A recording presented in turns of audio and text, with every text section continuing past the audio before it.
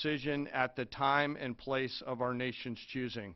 This was a highly classified mission with very few people in Washington knowing the timing or nature of this plan.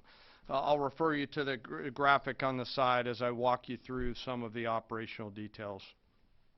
At midnight Friday into Saturday morning, a large B-2 strike package comprised of bombers launched from the continental United States. As part of the plan to maintain tactical surprise, part of the package proceeded to the west and into the Pacific as a decoy, a deception effort known only to an extremely small number of planners and key leaders here in Washington and in Tampa. The main strike package, comprised of 7 B-2 Spirit bombers, each with 2 crew members, proceeded quietly to the east with minimal communications. Throughout the 18-hour flight into the target area, the aircraft completed multiple in-flight refuelings. Once over land, the B-2s linked up with escort and support aircraft in a complex, tightly timed maneuver requiring exact synchronization across multiple platforms in a narrow piece of airspace, all done with minimal communications. This type of integration is exactly what our joint force does better than anyone else in the world. At approximately 5 p.m. Eastern Standard Time last night, and just prior to the strike package entering Iran, a U.S. submarine in the Central Command Area of Responsibility launched more than 24 Tomahawk land attack cruise missiles against key surface infrastructure targets at Isfahan.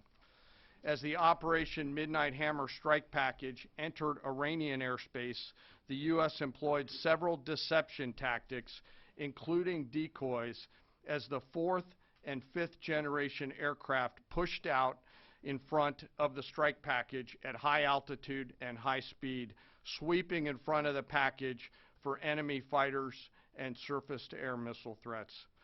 The strike package was supported by U.S. Strategic Command, U.S. Transportation Command, U.S. Cyber Command, U.S. Space Command, U.S. Space Force, and U.S. European Command.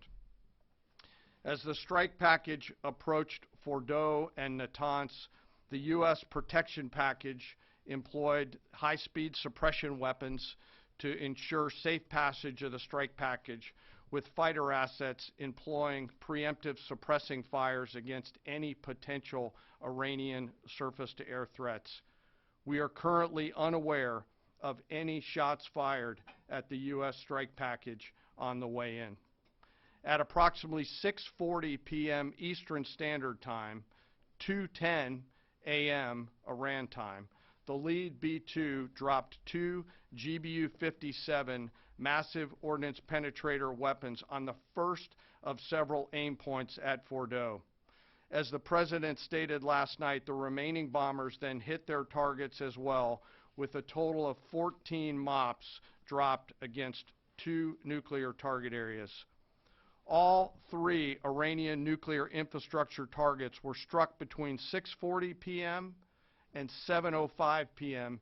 Eastern Time. Again, that's about 2:10 in the morning local time in Iran, with the Tomahawk missiles being the last to strike at Isfahan to ensure we retain the element of surprise throughout the operation.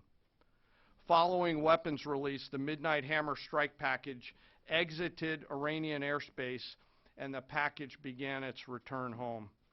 We are unaware of any shots fired at the package on the way out. Iran's fighters did not fly, and it appears that Iran's surface-to-air missile systems did not see us. Throughout the mission, we retained the element of surprise. In